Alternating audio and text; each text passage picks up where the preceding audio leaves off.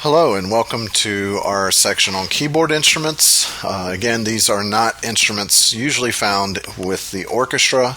These are usually played more in solo role or they are used to accompany other instruments. We are going to talk about when you might see them with the orchestra. But it's within very specific forms. And we're going to start with the one that you're probably the most familiar with, which is the piano. Now, if you recall when we talked about dynamics, which is how loud or soft a sound is, you may remember we had the Italian word piano, which means soft, as one of our dynamic indicators. And so that means to play the music quietly. So why is this instrument called piano? Well, just like my full name is Christopher, most people just call me Chris. So piano is actually a shortened version of its full name. The full name of this instrument is piano forte. And you'll recall forte from our discussion on dynamics. It means strong in Italian.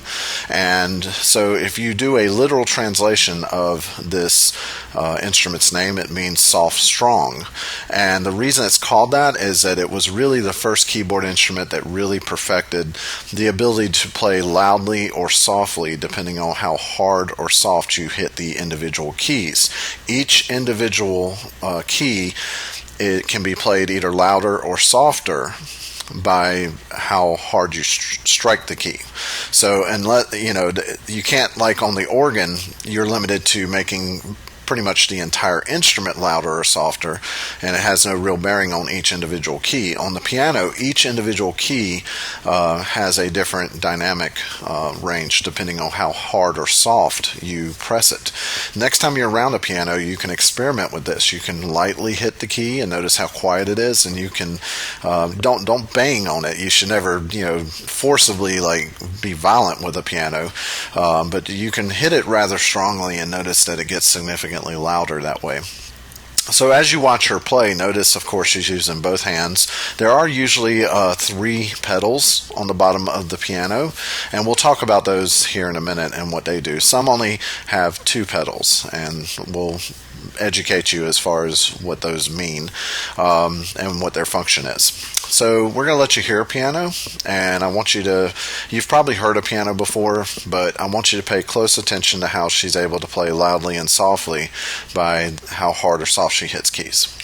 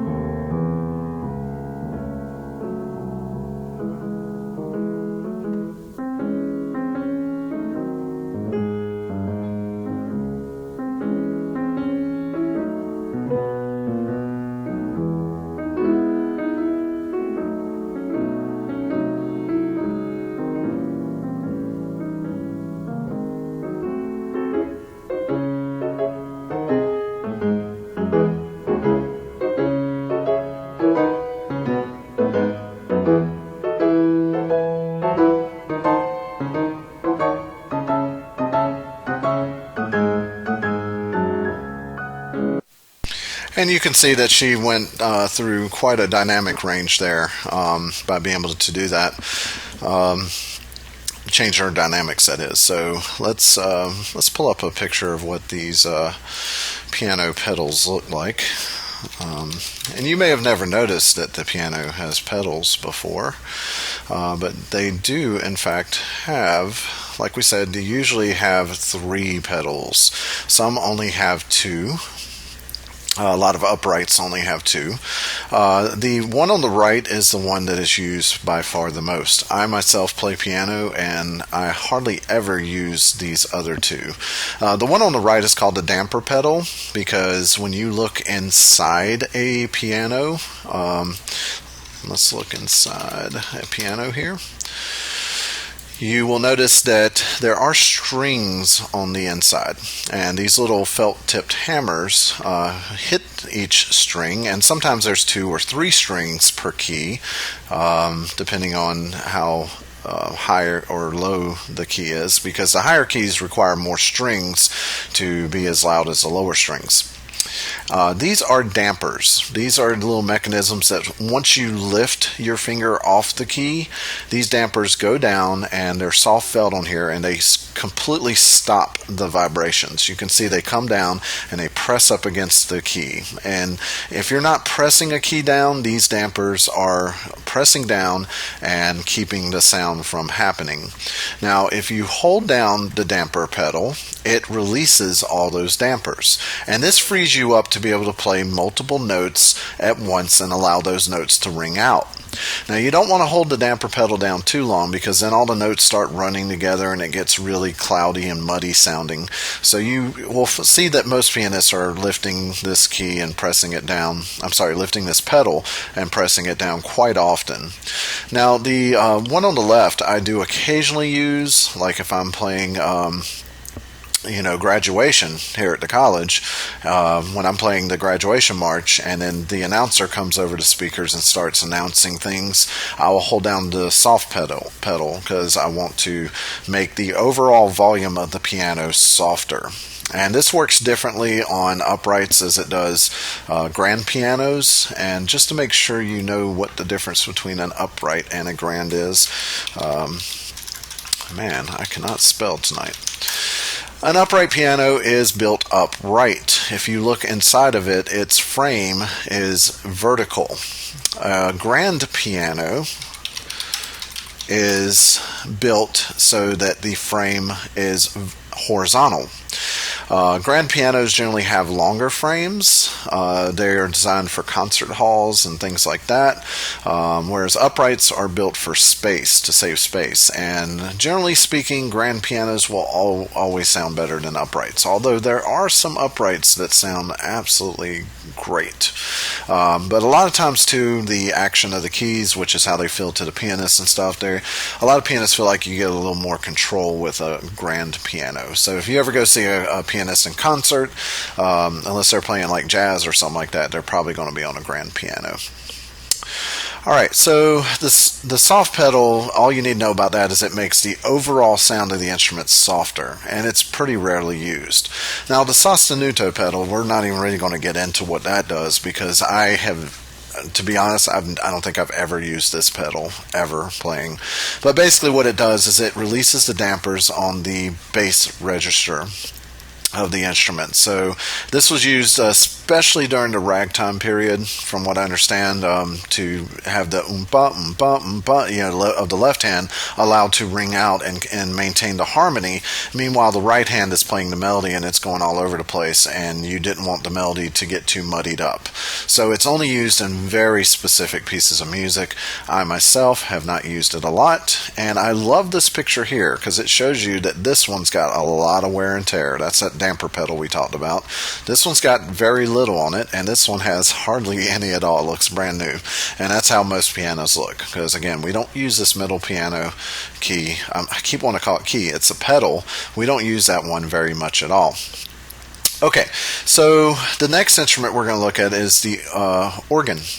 Oh, one note real quick, I forgot to mention it. We mentioned that the keyboard instruments don't usually play with the orchestra.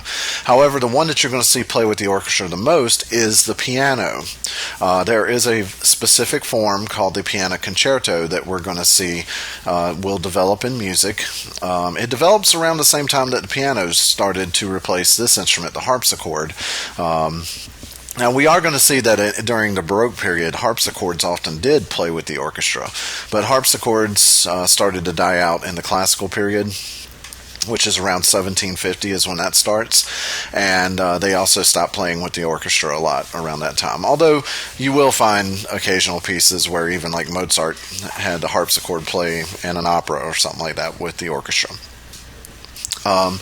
But definitely by the time you got to the 1800s, you won't really hear harpsichords much, and pianos are going to be the one that you mainly see play with the orchestra if the composer so chooses.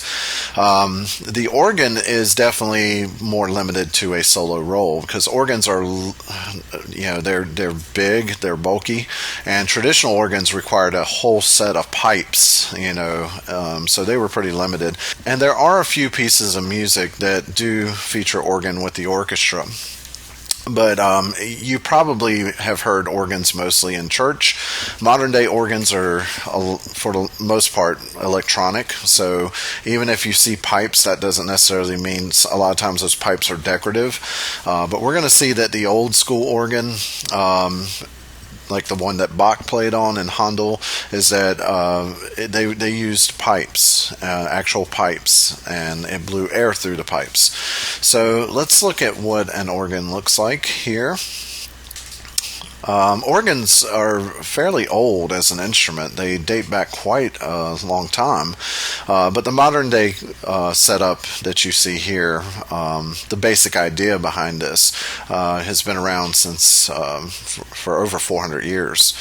Basically, you will see that no organ is really standard. There's all different kinds of shapes and sizes on the traditional pipe organ. This one happens to have two keyboards, which we call manuals, although some have, I've seen I think one had 6, and we're going to see that has nothing to do really with the range of the organ. It's not like these are really high notes and these are low notes. You will actually find that each of the manuals can be assigned a different set of sounds via these little knobs, and these are called stops.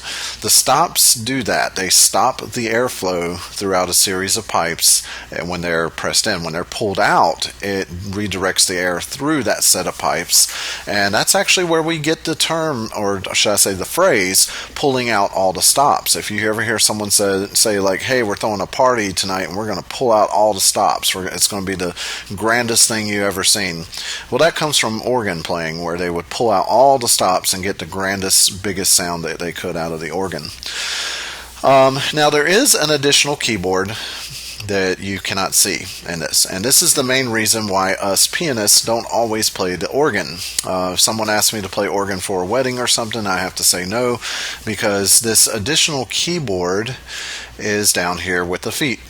Organs are also played with the feet as well as the hands, and so this extra keyboard down here, which is set out in a semicircle shape. You can see the pedal board here. Let me pull up an actual image that you can see it a little better.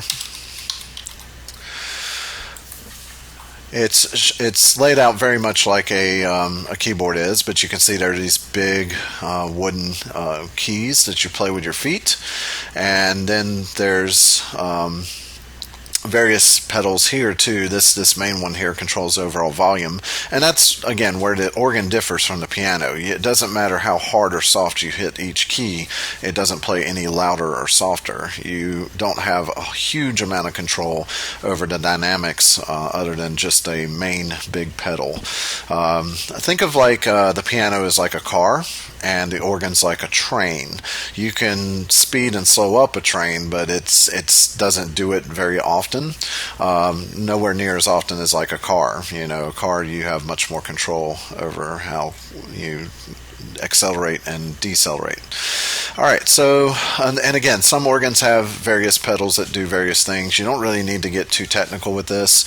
I do want to play you this clip here where this lady is just going to town on this pedal board. She's playing Flight of the Bumblebee, and you can hear how the pedals play the bass notes. They play the really low notes, and then she's able to play more melodic stuff up here with these manuals here. So this is a very large organ, and this actually has stops that are not knobs as we saw in the last one. They're little switches that you cut on and off. But here's what the pedal board sounds like.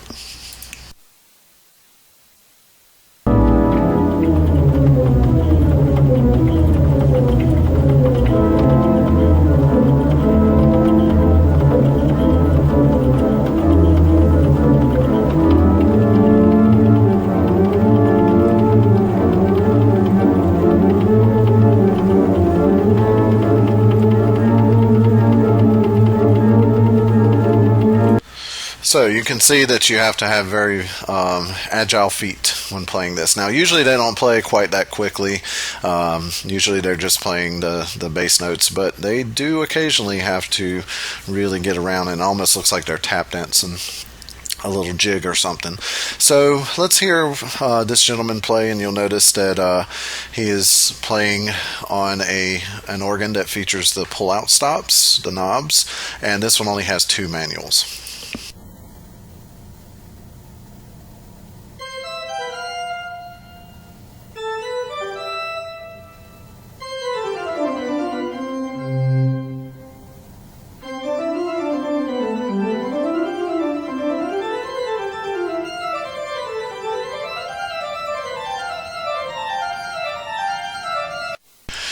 All right. Modern day organs, like we said, can be electronic, where there's no actual pipes used, and they can also be traditional pipe organs. Now, there's going to be a video on Blackboard that I'll link you to that will show you the largest pipe organ in America. And I know at one time it was the largest in the world. I'm not sure if it still holds that title, but it's actually built into a department store, which is Macy's in Philadelphia. So they'll actually go into the inner workings of the organ, and they'll show you all a section of the pipes. Not all of them, because there's like ridiculous number of pipes in this organ. But an organ pipe is basic. There's different ones, and I don't have the luxury of time to go into all the different kinds, but basically you have air pressure.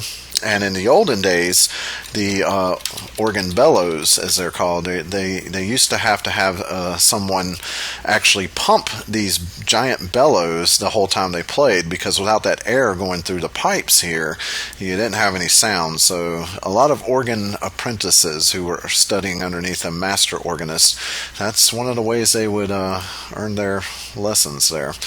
But the modern day violins usually are electronically powered via an air compressor, and when they press a key, it goes through these organ pipes, and there's different kinds. As a matter of fact, the organ is really designed to replace the orchestra for one person to be able to play, and we're going to take a closer look at those stops that we talked about, and you'll notice that each stop has a different name applied to it, and they also have numbers usually attached to them, and that refers to the length and basically the register of the orchestra. Here's some of those switch stops, and you can see one's called tuba, one's called flute, and so they have names attached to them of different instruments. Here you can see trumpet, and so if you want it to have a more of a brassy sound, you pull out the brass instruments, and you'll find a lot of the instruments of the orchestra included on these stops. And this is why you have different manuals,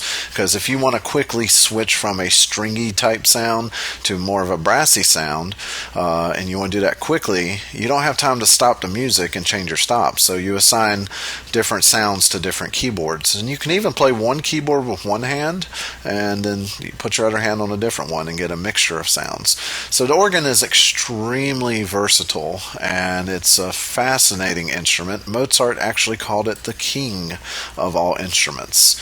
And that leads us into our final keyboard instrument. And be sure to check out that video on the organ, the world's largest organ, in the Macy's department store.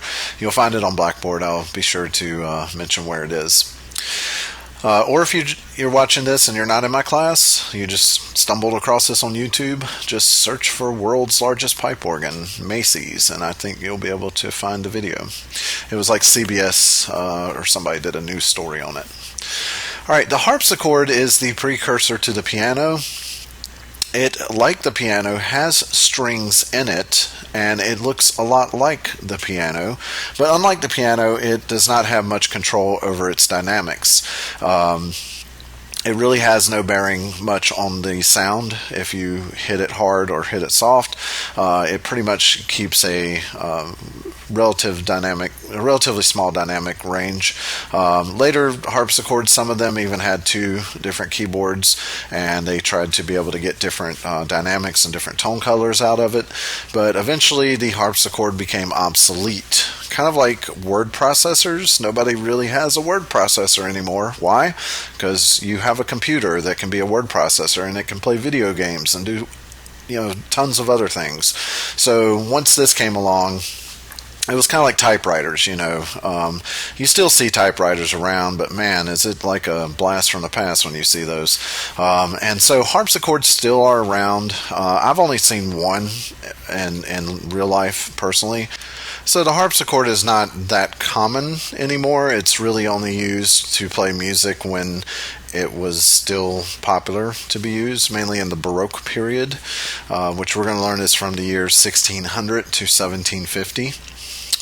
And by the time that America was becoming a country, the 1770s, harpsichords were very much on their way out. Pianos were making their way in. Okay, so we're going to hear what a harpsichord sounds like. I'm going to let this one play for just a few seconds, and then we're going to watch another video of another harpsichord, so you can hear that no two harpsichords really sound the same. There's different makes and models of them, and they have sometimes a more variety of sound than pianos do.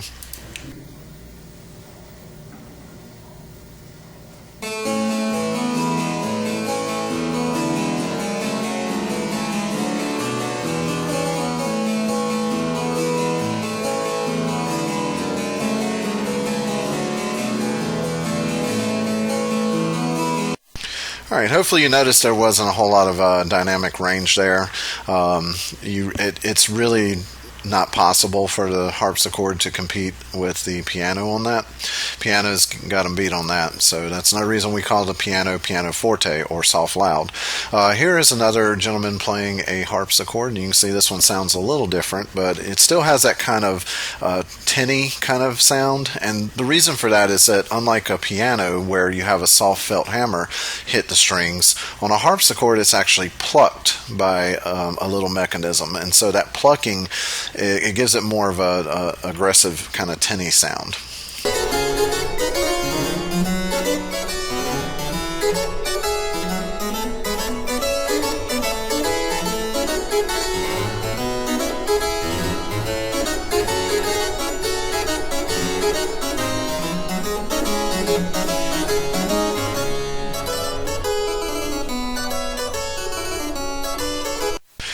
And for the most part, on harpsichords, you also don't really have like sustain pedals and stuff like that. So now, in the later part of the harpsichord era, they did try to make the harpsichord a little more versatile and stuff. But for the most part, a lot of the effects that you can get on a piano, you like really sustained notes. Dynamic range and stuff like that, you really can't do a whole lot on most harpsichords. So those are the three main keyboard instruments that you will probably, sorry about that noise there, those are the three that you're probably going to come in contact with.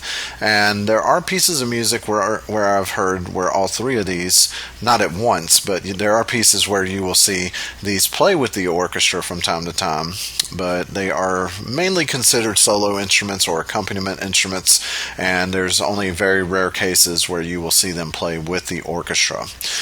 So please note that. Don't consider them a standard family in the orchestra. The only four that are standard are strings, woodwinds, brass, and percussion. So if I asked you that on a quiz, that's what you should tell me. And then we're going to have keyboards off to their side as their own little family. So that does it for that.